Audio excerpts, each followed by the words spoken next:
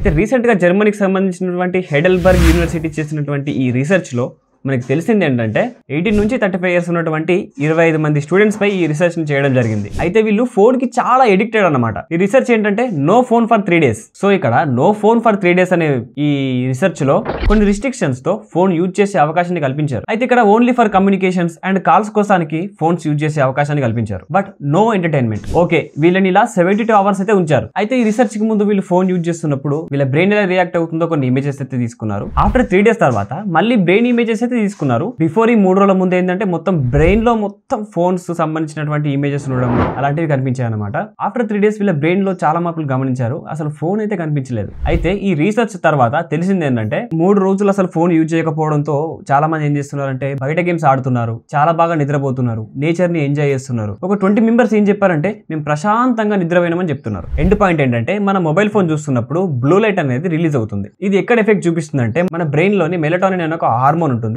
దానిపై ఎఫెక్ట్ చూపిస్తుంది. మనం ఎక్కువసేపు నైట్ ఫోన్ చూస్తున్నప్పుడు ఈ మెలటోనిన్ అనేది స్లోగా రిలీజ్ అవ్వడం వల్ల నిద్ర కూడా స్లోగా పడుతుంది. కొన్నిసార్లు నిద్ర పట్టకపోవచ్చు. సో ఈ రీసెర్చ్ తర్వాత చాలా మంది ఫోన్ ని పక్కన పెట్టేశారు, ప్రశాంతంగా నిద్రపోయారు. సో మీరు కూడా మీ మొబైల్ ఫోన్ ని ఎక్కువగా వాడుతుంటే దానికి కొంచెం లిమిట్ పెట్టండి. నిద్రపోయే 3 గంటల ముందు మీ ఫోన్ ని పక్కకు పెట్టేయండి.